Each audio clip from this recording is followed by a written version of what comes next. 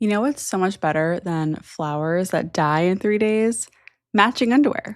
Seriously, MeUndies has cracked the code on Valentine's Day gifts with their matching underwear for couples. It's cute, it's intimate, and you'll wear them more than once.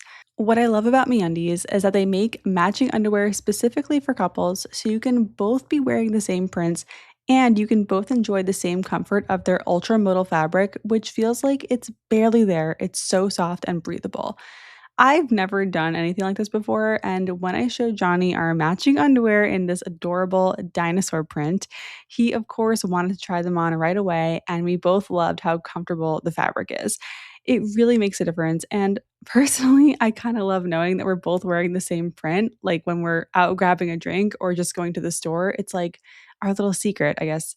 Well, not anymore, but there's something really fun and flirty in that. Their Valentine's collection is so cute, and choosing a print was tough because they have so many fun ones to choose from that will definitely make you smile and think of your partner every time you put them on. MeUndies has over 30 million pairs sold and 90,000 five-star reviews. People love these because they actually fit well and feel incredible. Valentine's Day is coming up. It's on February 14th, so if you want these delivered in time, order soon. This is the gift that keeps on giving long after the holiday is over. So make this Valentine's Day one to remember with matching underwear from MeUndies. To get exclusive deals up to 50% off, go to MeUndies.com/dating and enter promo code dating. That's MeUndies.com/dating, promo code dating for 50% off. Dating Intentionally is brought to you by Progressive Insurance. Fiscally responsible, financial geniuses, monetary magicians, these are things people say about drivers who switch their car insurance to Progressive and save hundreds, because Progressive offers discounts for paying in full, owning a home, and more. Plus, you can count on their great customer service to help you when you need it, so your dollar goes a long way. Visit progressive.com to see if you could save on car insurance. Progressive Casualty Insurance Company and affiliates. Potential savings will vary, not available in all states or situations.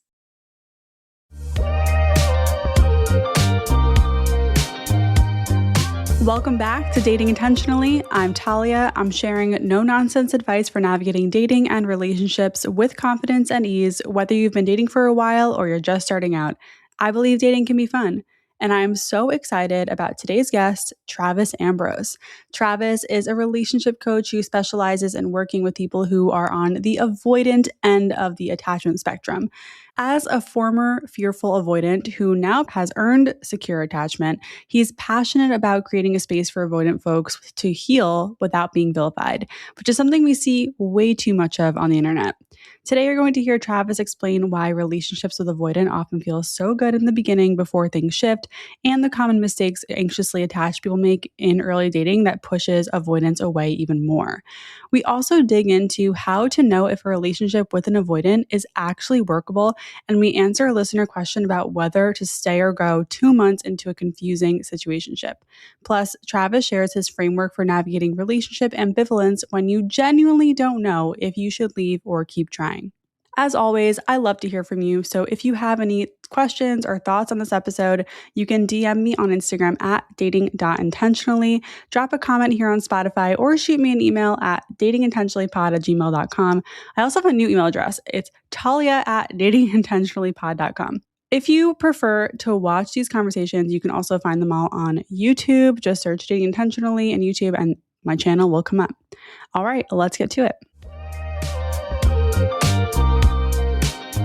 Welcome, Travis, to the Dating Intentionally podcast. I'm so excited to have you here. Thanks for having me on. I'm excited to be here. It's always great to connect with you, Talia. Yeah. So can you tell us just right off the bat, tell our listeners a little bit more about what your work, and I'm really interested to know what part of it is most interesting to you. So it's been a journey really figuring out who I feel most inspired and alive to support and help. And I've really kind of found my niche speaking to folks on the avoidant end of the spectrum. I work with people on, of all walks in the realm of attachment, because at the end of the day, it's, we're more complex than a simple label can define us as. But I see the internet really vilifying people who have avoidant patterns and avoidant tendencies and conflating them with like narcissistic personality disorder. And as someone who was like a former like fearful avoidant, now primarily earn secure attachment, I know how agonizing and isolating it can feel to be in that camp.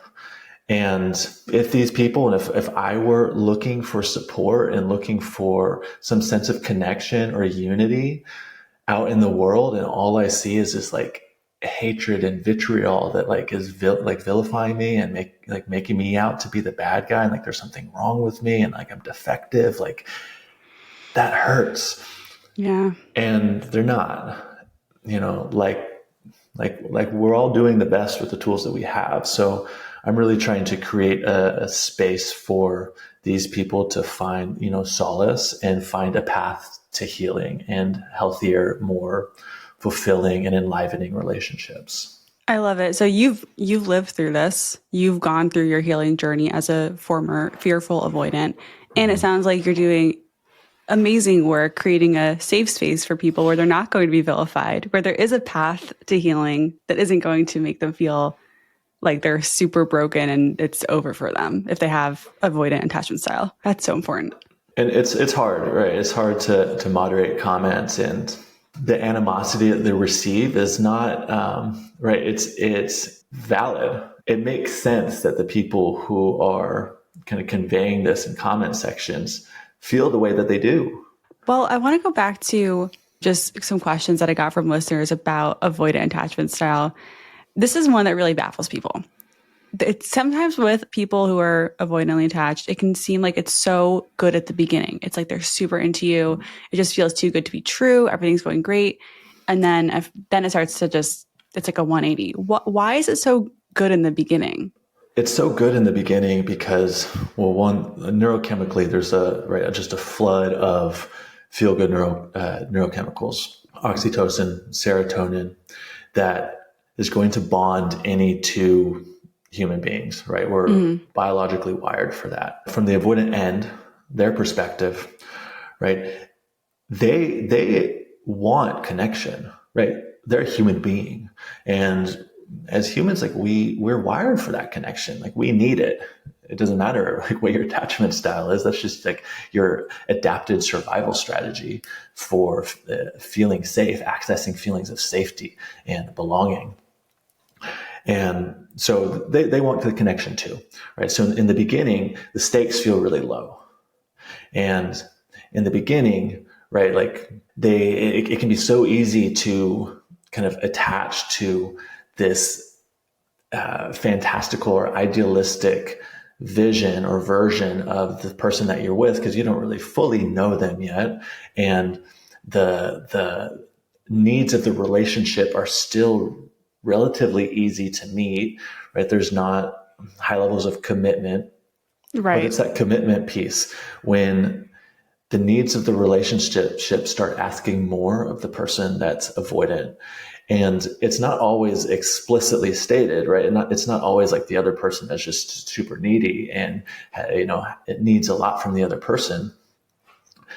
Sometimes it's come back to the story. Sometimes it's their own story about what a duration of time means, or what commitment means, or what calling somebody my boyfriend or girlfriend, like putting a label on it, what that means. What does it mean when they meet the family, right? It's all coming or stemming from the stories that we tell ourselves. So for them, right, the story of commitment or the story of love, intimacy, and closeness means that they're going to lose some sense of autonomy, freedom, independence. Their sense of self is going to become smaller. They're going to have to become smaller in order to adapt and nurture the needs of the relationship.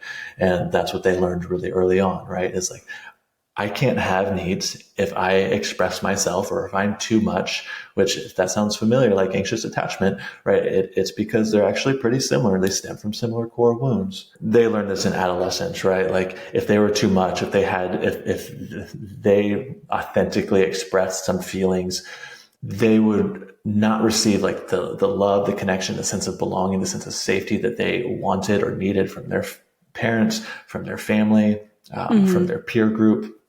So they learned to become smaller. And then when they became smaller and they kind of preemptively invalidated their own feelings and needs, then they got the, oh, good boy, good girl. Or then they got the acceptance that they were craving from their peer group or from their siblings. And then iteratively just creating these associations that, okay, when I put on some mask, when I have shields up and I don't present what's really going on within me, then I'm accepted. And Right. then over time, they lose connection with themselves and what's really going on. And that's really difficult for them to discern. But something will come up and they'll still notice it and it'll feel overwhelming. So they kind of, Mm. they have strategies to suppress Right. those feelings. One of them is to create space in relationships because the relationship is eliciting and bringing out feelings within them that feel uncomfortable that they don't know how to deal with. Yeah. Wow. I mean, I really appreciate, again, you breaking it down because it just can be so hard to know what's happening in the mind of an avoidant. So, what are some common mistakes that anxious people make in early dating that would push an avoidant away even more? Yeah. So texting too much is, I Okay. think, Oh, one of the biggest things. I think I think a lot of my listeners are possibly guilty of this. Sorry. And I've had many a clients who it's like my clients who are on the anxious end of the spectrum. It's like, okay, like pump the brakes, practice healthy detachment, like kind of, Hmm. it's not indifference, but it's detachment. And then the avoidant clients, it's like, okay, we need to work on communicating more, practicing being more responsive, letting somebody know where you're at. It's like putting that hand on the shoulder, saying like, hey, I'm here, even though I can't be fully present with you right now. So yeah, if you're on the anxious end, detachment from texting in dating, I think is one of the best things that you can do for the relationship and for yourself. I despise texting as a way to connect and Oh my God, yes. communicate and get to know somebody. If it's early, okay, it's like, well, you don't know them yet. Like they don't owe you anything. You don't owe them anything. And if you're texting them, you're giving them so much energy, and so much of your time. And it's like they haven't earned that from you. So one, you're giving somebody who hasn't earned your time and energy, like a disproportionate, like way too much of it. And then two, I think texting is like a chemistry killer. It's like you don't really know who somebody is behind the screen of their phone and their response times. And I've seen people have such big conversations about such important and interesting topics over Yeah. text message. It's like And save it's it for the like, date. yeah. So I think Okay, texting, so texting is one. Give me two more. wanting to like move, I don't want to say too fast, but like pacing, right? Okay. And texting plays into this. Like this is like frequency of communication. I don't know if that's different actually than I think it texting. I is. guess No, I it's think like pacing could also be what you're talking about earlier, which is like levels of commitment. I think frequency of communication is one, and texting is like a strategy for supporting or for meeting their need for frequency of communication. So, but they are a little bit separate, right? So, frequency of communication can be texting, it can be voice, like voice messages or phone calls, or seeing each other. Frequency of connection, I guess we could say. Trying to move too fast early on, right? We come back to this notion that it's so easy to create a fantasy, some idealistic version of this person in our head, and it's not actually who they are, but it's the version of ourselves that we think we'll get to become with this person that we're creating in our mind. And they want to like get to that end destination as soon as possible because it Right. feels so good to envision that.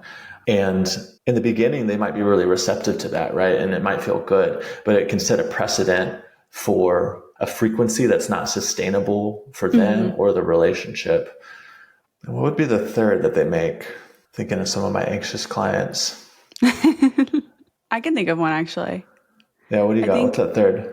let me know what you think about this, but it's like making assumptions early on that that an avoidant person is not into you based on how Mm, they're acting, versus being able to like step back, have some detachment, maybe have some patience, or like some anxious people will just cut things off before even having a conversation, similar to like to how an avoidant would act. But the more secure thing to do would be to bring it up in a clear, non-criticizing way. that's great. I think to make that like the third thing is creating stories and Hmm. assumptions. And the four agreements, I don't know if you've read that, if that's like within I haven't your yet. I need to. the 2.5 hour audiobook on YouTube. Oh, Highly perfect. recommend it. But the four agreements are being impeccable with your word, don't take anything personally, don't make assumptions, and always do your best. And I genuinely believe that if everybody follows this code in how they conduct their life, their relationships, like their life would be dramatically better Yeah. because of it. But that don't making assumptions, and people on the anxious end of the spectrum are so prone to jumping to conclusions, right? And this is part of their communication style and protest behaviors and problems in relationships is that reactivity, that reaction before curiosity. And that's how it plays out early in dating is Yeah. is creating a story about what their behavior means. Oh, I haven't heard from them in the texting. Oh, I haven't heard from them in 4 hours. Oh my gosh. Like, do they like me? Like, are they pulling away? Are they out on a date with somebody else tonight? Like, or they posted on their story, but they haven't responded to me. Like, what's going on? Right. Yep. And it's like, there are a million and two reasons why they might not have responded to you. One of them might be that they're not interested, but there are so many more possibilities. It's like, okay, well, if they are consistent, if they're respectful, if they're kind, if they align with other core values, it's like, give them the benefit of the doubt, give them some Hmm. space, some breathing room, and like, just allow yourself some runway to find out. Before jumping to conclusion, then acting on that and ending it prematurely. Yeah. Yeah. Yeah. And then it's done in the guise of like, I have high standards and Hmm. I'm not settling. Like, I know what I want. I know my worth and they're not respecting me. And it's like, Yeah. are they not respecting you, or are you creating a story about their behavior that they're not respecting you when their behavior is objectively like pretty normal and within the Right. bounds of a regular like human behavior, right? I want to come back to that because we're going to talk about relationship ambivalence in a bit. But before we move on to that, I do want your take on something because I get asked a lot, what are the signs that someone is avoidantly attached? And I'm also someone is formerly avoidant. I think I was more dismissive avoidant in my attachment style. And I still struggle with this in other parts of my life, not relationships, but other parts for sure. But just for fun, and we're not here to vilify avoidance, but I want to know what your take is on my signs that someone is avoidant. Can I read them to you? Yeah. I'm going to read you a few. This one is shuts down about certain topics completely without any explanation. I mean, that's kind of the telltale sign of avoidance, right? Is shutting down. It's their window of tolerance for discomfort, something that or is bringing up discomfort within them is smaller. And there are certain key things that, well, let's just say their window of tolerance is generally smaller. Mm-hmm. And there's certain topics that will rapidly cause them to hit that threshold. And then the way that they've learned to adapt and survive and like get back to a baseline of safety is to shut down and sort of like dissociate, almost disconnect from their body. And not Yeah. necessarily saying that every time somebody shuts down, they're like dissociating, because that's a phenomenon in and of itself that, right, someone could be highly dissociative, like where they become very disconnected from their body. And I'm not necessarily saying that, but there's sort of like a glazing over of the eyes and like deer the headlights, right? And you're not processing information very It's like a quickly or freeze, very kind effectively. of. Yeah, it's a little bit of a freeze response. Yeah. Okay. So that could be a sign. Maybe. Again, these are all like maybe. Of course, like not, any on its own, we don't know for sure, right? Because it's like a bigger picture thing. But I still want people to hear this because it's like they're all more nuanced.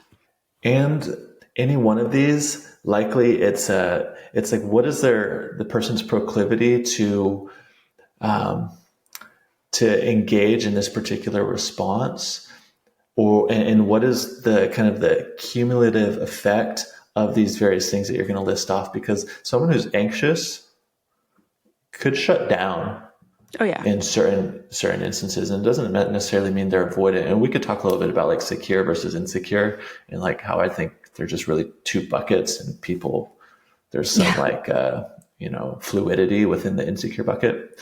But anyways, that's the telltale. for sure. Okay. Prioritizes career over relationships.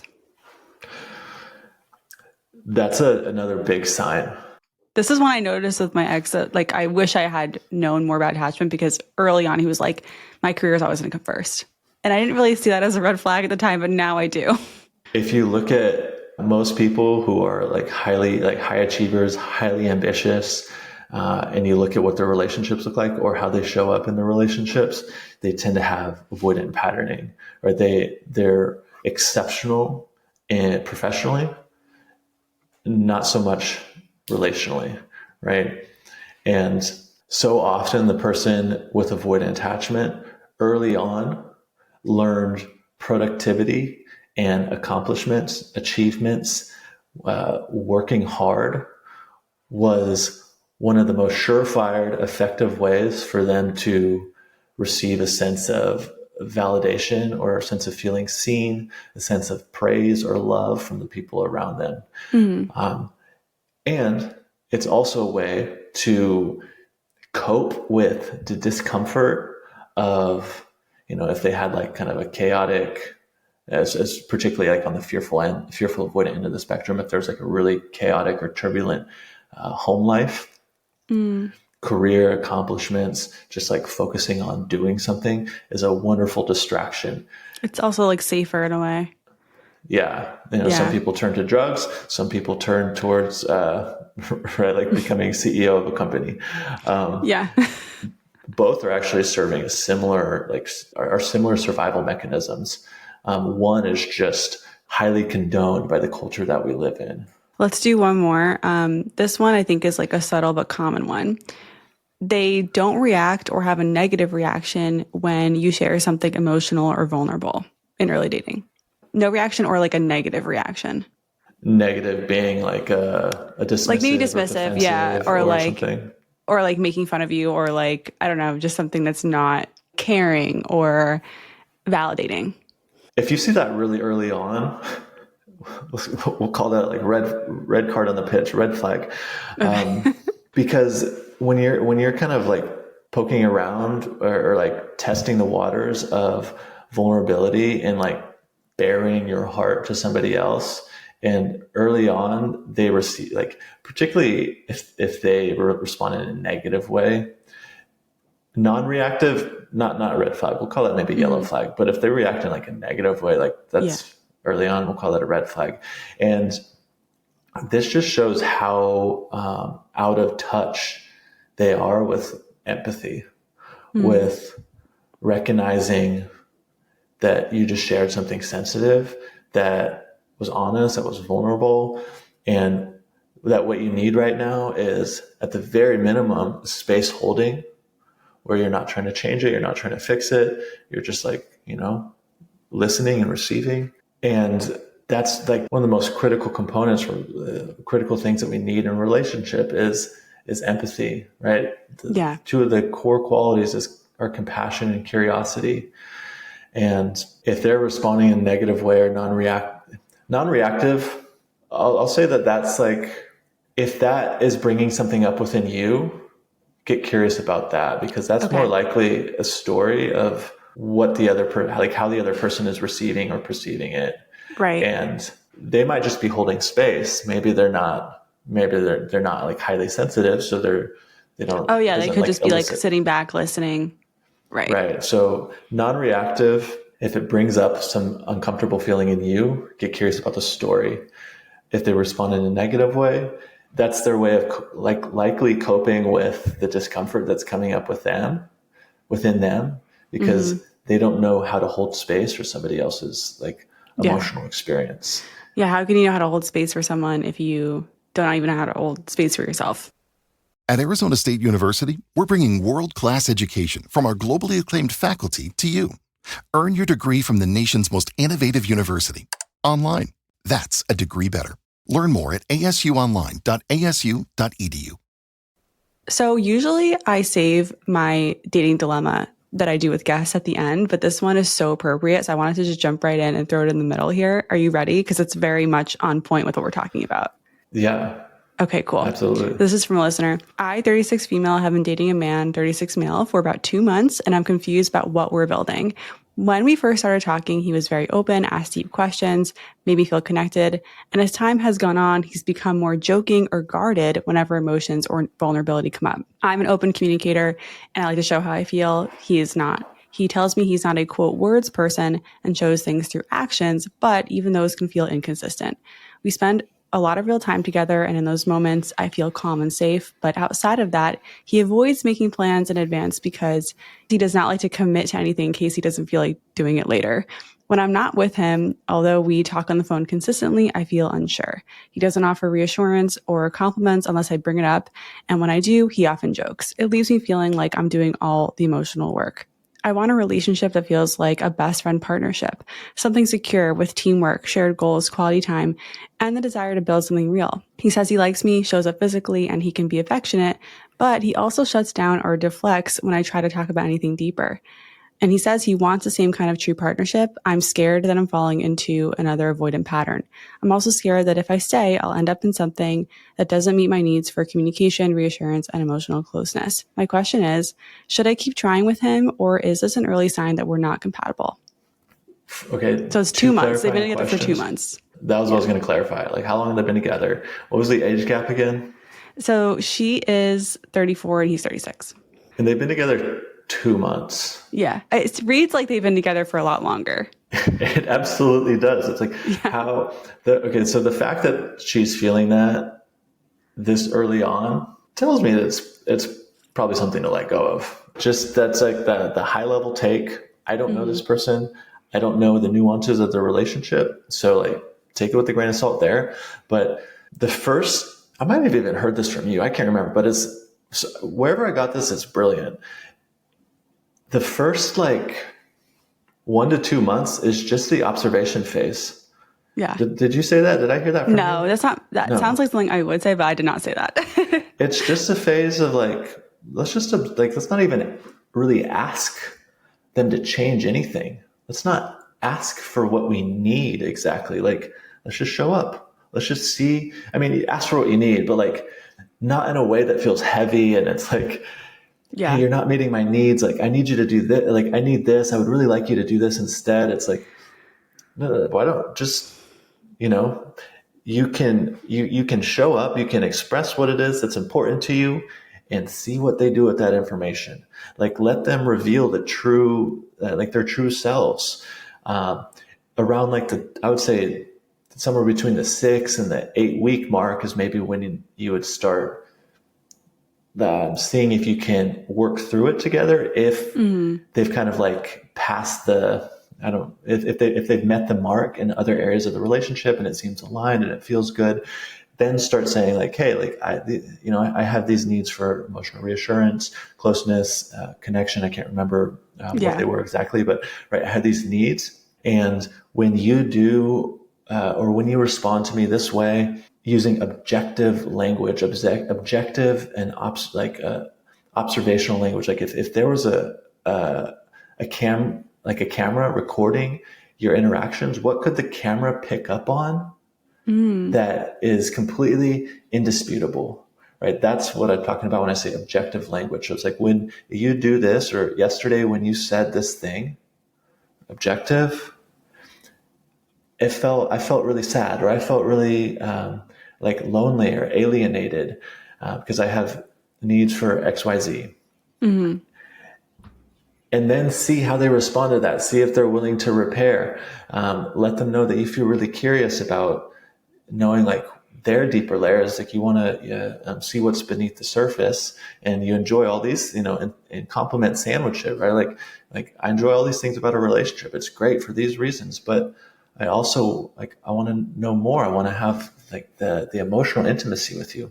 Mm-hmm. But that doesn't come until I would say like around the 8 week mark. Like if you're having like these really heavy conversations early on, it's like, Yeah, that's a little bit of a flag.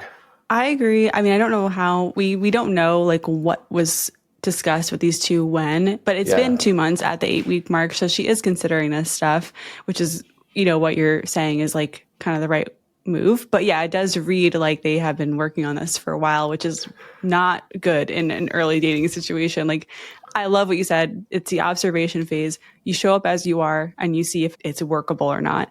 But Mhm. like, it seems like there's part of her who clearly wants it to work out. So my question is just like, if you know you're dating someone who's avoidantly attached, when do you know it's workable versus not? And I know that also depends on the person, your attachment style, but like, can you give us any insight on that? Yeah. When do you pull the ripcord? Yeah. Yeah. So I would really base it off of their ability and willingness to have some of these deeper conversations. If they're willing to fumble, and if they're willing to try and fumble and it goes imperfect and they're not great at it, but they're willing to try, that shows that they have something that's called a generative drive, which I learned from Dr. Paul Conti. The generative drive, in essence, is the desire to get to know, to make better, and to repair. And so someone could be imperfect, and someone can have, all these relational challenges. But if they have high generative drive, they have this desire to try to do better. Their like, Mm-hmm. intention matters. And so at this point, if they're willing to try, then give it some more runway. Give it another 4 to 8 weeks and kind of keep your finger on the pulse. Notice what happens in your body, right? It sounds like right now her body's saying, yo, like this isn't it. Mm-hmm. But sometimes conversations can help change those sensations and change those feelings. So it's like, keep your finger on the pulse, and see how they respond. But it sounds like this person is not that capable of having these conversations.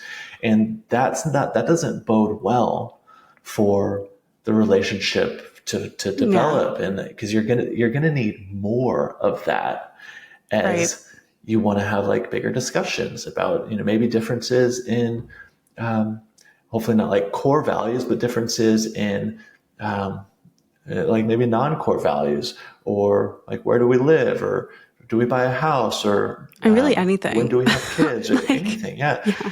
You need to have someone that's like willing to have those harder emotional conversations, and it shouldn't be that all the time. If it feels like we're always doing that, Yeah. like, It's exhausting. yeah, yeah, you It's need not. some levity. Yeah, totally. Well, and levity not in the way of like making jokes to deflect, but actually just someone who's willing to show up and just take the load on with you and actually participate. So my question is though, like, what does it look like when when you're dating someone who's insecurely attached either way, and they do have that generative drive? What is that? What are the signs we should look for? Yeah. So again, I'll use myself as an example, Great, love right? it. When I got into my relationship with my now fiance, I had done a lot of work, and I'm still doing work. I think it's forever a practice, So true. and I'm a lot better now though. And because of the foundation that I had kind of laid while I was single, I had better skills going into the relationship. But I was just terrified of commitment. I was just so worried that I was going to feel trapped and I was going to want out, and that I was going to end up like destroying her, breaking her heart, right? Noticing like, right, these are walls that I have up around my own heart, as if it's like I'm taking away her agency and her power when I do that too, as if Mm, she can't make a decision for herself and know what's right. So my responsibility was to be completely honest and transparent, to not blow smoke up anybody's ass, to just be, to be straight. And so like we had some conversations in our first 8 weeks, right? Like, hey, this is going great.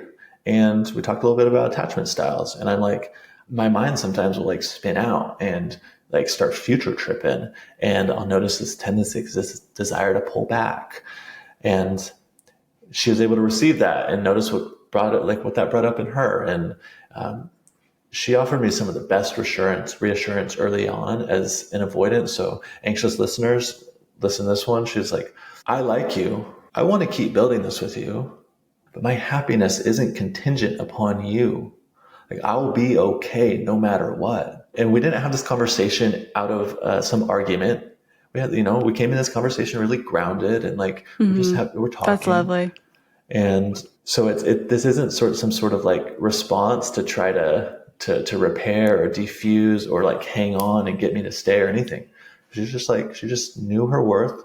She's secure in herself and she has some anxious tendencies. And so this is what it looked like for me as someone who's like an imperfect partner with avoidant patternings coming in, terrified of commitment. But, I've been in therapy, working with a coach, going to men's group, right? I've got this big support network, right? And I'm doing all these things. It doesn't have to look like that exactly, but like, are they doing something that is helping to facilitate their growth and introspection? And then are they willing to be honest with you?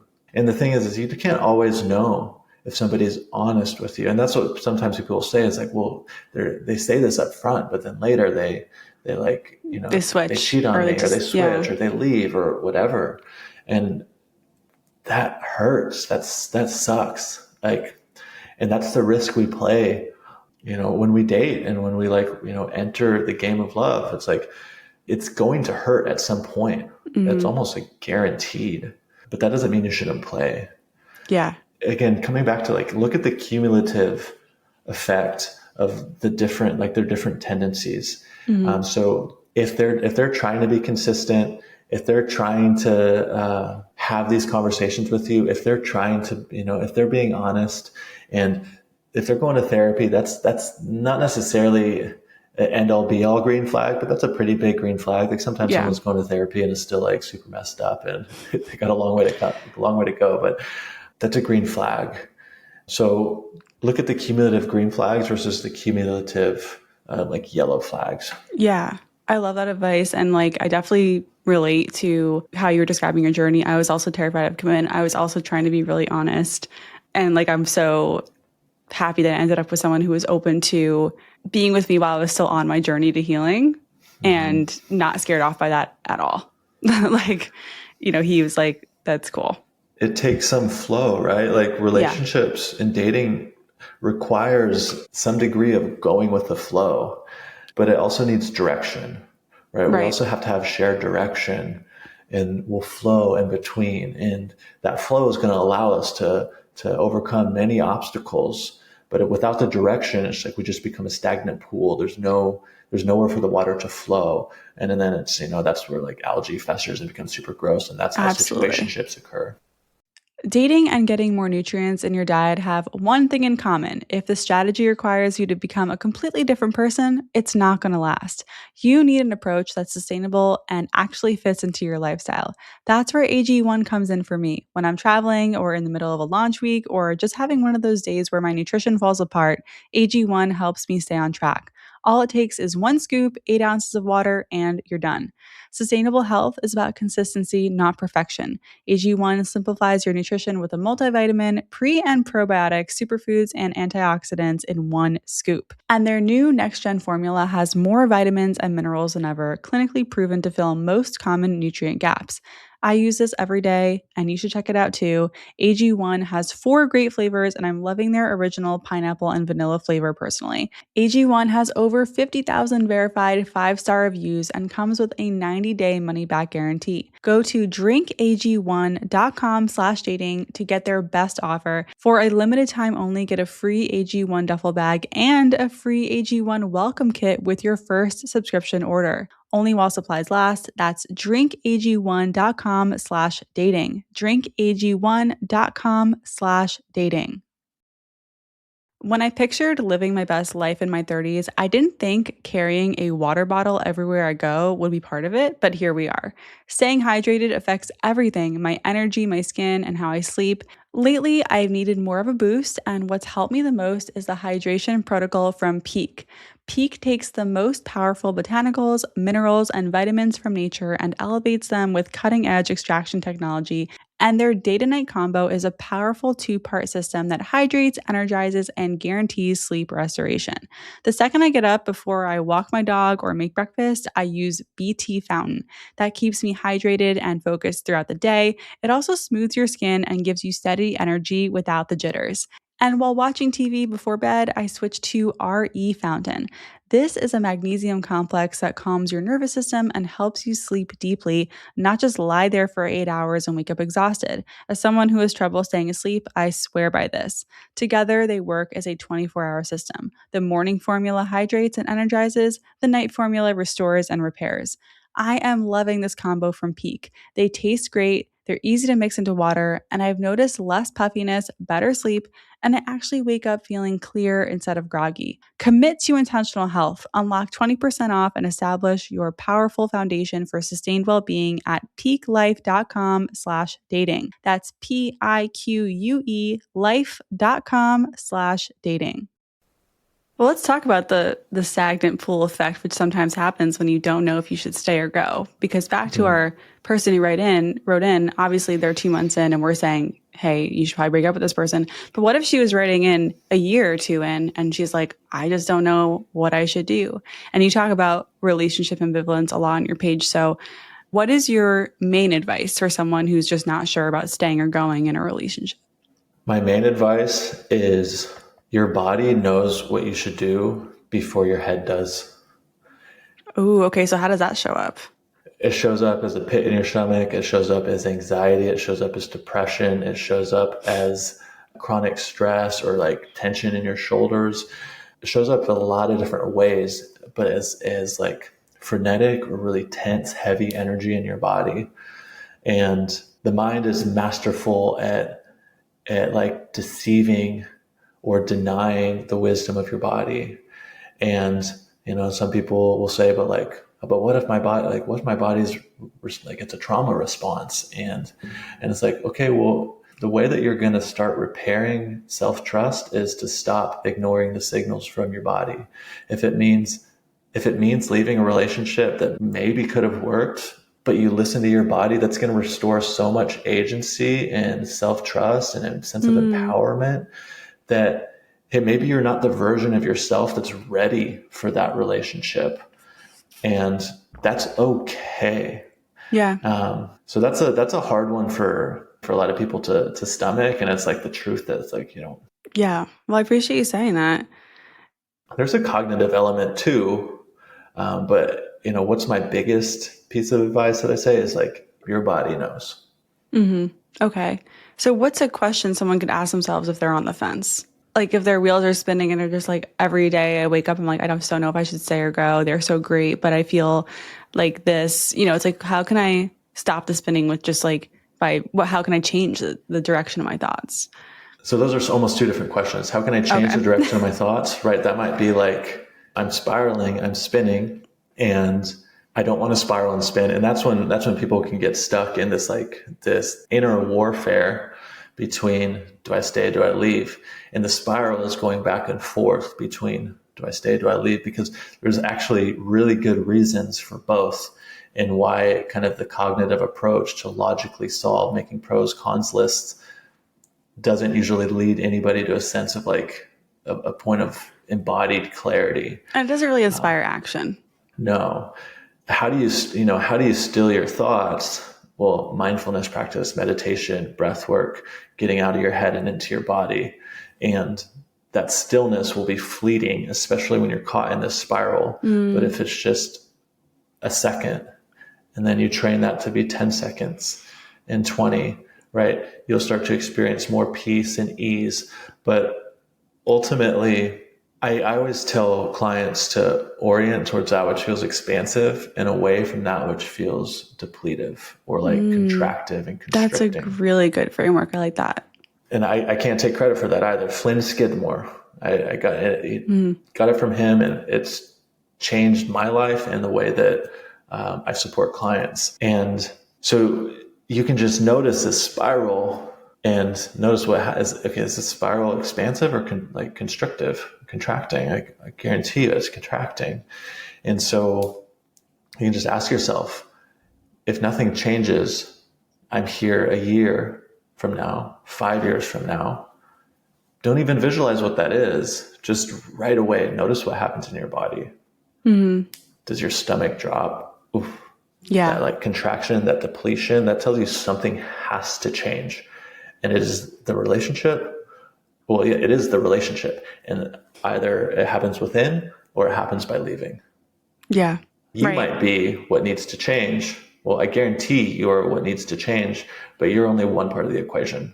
If a relationship's not working, you're one half, you're 100% responsible for your 50%. And when you take radical responsibility for your 50%, part of that is going to be radical honesty.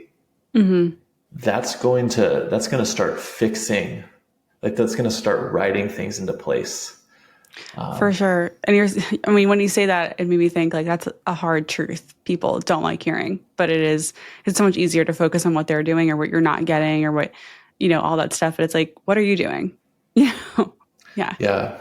So it starts with expansive versus contraction is a framework that it won't lead you astray. You don't have to just like unilaterally decide whether or not to stay in or leave your relationship, but start with a conversation. Start with one hard, honest conversation that's not out of a fight. It's not a breakup threat. It's like, hey, I'm really unhappy, or I've been waking up with a pit in my stomach for the last 3 months and I'm feeling really unsure about our relationship. And before we go into that, do some reflection as to what are your needs that aren't getting met, because your uncertainty is coming from unmet needs, just hands down. And it's good to be able to name them in that conversation, clearly. Yeah. So you want to come in with some preparation, right? You're not just like dumping anxiety. You don't want to get into a habit of like honesty as a way to deflect ownership of your own feelings, right? Sit with it first, process it a little bit, distill it, get some clarity of what it is that you're feeling and wanting to say, but then say the damn thing. I'm also curious about the other side, because what if you're in a relationship with someone and they're going through ambivalence. They're going through a season of they're not sure if they want to stay or leave. How do you cope with that? Yeah, as the other person. So I have a client right now who's the ambivalent one, and right, their partner is like all in, right? They're like, I want to move towards getting married and having a family. And they're like, freeze. That feels like so much pressure. I can't make that decision, but the relationship is objectively good, And so that's really confusing. It's really nuanced. And the partner in the situation has to walk a fine line between allowing space without pressure, right? Just like open palms, like, hey, can I just love you for who you are right now without needing to change you? Because needing like marriage and kids and commitment and all this is really, it's about the person that needs that. It's about you. It's about them. They think that those things are going to give them access to some feelings. Like that's why we pursue anything. And so it's like, okay, well, so if you're the partner on the other side of the ambivalent one, right? And you're sure, get really curious about what you want from them. Why do you want that? And distill it to its simplest like foundation of what are the feelings you think it will give you access to? What is the version of you that you think you'll get to become if they are certain, if they're no longer ambivalent? What are your needs in this relationship, right? So their ambivalence is likely bringing up discomfort and maybe triggering you. And all triggers are just an attempt at transformation. It's an opportunity for you to it's a mirror. It's like, hey, there's a growth edge here. There's something to blossom if you let it. So find that out, practice sitting in that discomfort, don't walk on eggshells around them. If you're walking on eggshells, that's a red flag. If you can't have the conversations with them that you want or need to have, then that's your answer. Like, okay, they're not ready to meet you where you're at. Mm-hmm. But are you trying to have the conversation every single day because Right. you don't know how to sit in your own discomfort? Well, so then come back to square one, sit with it. But you also need like an internal ultimatum for yourself. I was going to ask that. Yeah, I'm glad you're saying not that. Not an ultimatum that you give to the relationship. Like that puts this pressure that is not conducive to the relationship flourishing. You need to know where you draw the line, where your outer limit is. That's not used as a threat. It's not used to coerce them to do something that you want. Mm-hmm. It's just like, this is my limit. Yeah, you're just setting your own boundary for that. Really beautiful answer. I really appreciate you speaking on that because I feel like it's not talked about at all, like what to do when your partner's ambivalent. And I think you shared some really practical advice for navigating all of this. And we have to wrap up. We're out of time. But what is one thing you want to leave listeners with today? Any advice that's really working for your clients right now that you didn't maybe talk about? So what I see most people wanting from life and relationships is joy, safety, love, and meaning.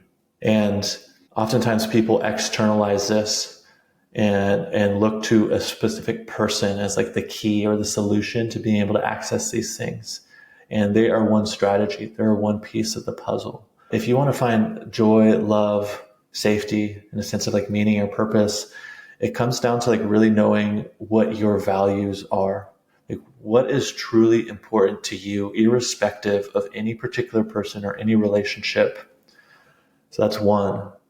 A lot of people haven't really figured out like what their value, like maybe they intuitively know it, but they haven't distilled it. So distill that. Paint a clear, like a really vivid picture, both for your values, but also what you want your future to look like. Not to become attached to this as like the only path to feeling like a sense of success, meaning love, joy, safety, but so you have a target to aim for. So your values is the roadmap. Your vision is the buried treasure. And then learning to listen to your body is your compass. Mm-hmm. That's what's going to guide you there. Travis, thank you so much. Where can we hear more from you? Instagram is kind of the best spot right now. Travis Ambrose Coach. 2026, I'm really looking to establish myself on YouTube and do some longer form content and start building a community there. I'm really excited for that. Yeah. So stay tuned for all of this. Connect with me, send me a message. Always love to hear from people. Love it. Thank you, Travis. All right. What did you think? What are your biggest takeaways? I really want to hear. So drop a comment below if you're listening on Spotify. You can also shoot me a DM on Instagram at dating.intentionally. I loved his advice about the first 1 to 2 months of early dating being the observation phase. You're not trying to fix anything or have any heavy conversations yet. You're just showing up, watching, and letting them reveal who they really are. And that just takes so much pressure off. And I loved his framework around expansion versus contraction. That's something I'm probably going to be thinking about for a while. When you're spinning on whether to stay or go, you can just ask yourself, does this feel expansive or does it feel contracting? Like Travis said, your body knows before your head does, and you can orient towards what feels expansive and away from what feels depleting. Thank you so much for listening. Thank you for trusting me. Don't forget, you're doing great. And if you know someone who is navigating dating and could use a confidence boost or fresh perspective, share this episode. And if this podcast has helped you, a 5-star review on Apple or Spotify goes a long way. Once again, I'm Talia. This is Dating Intentionally, and I'll catch you next time.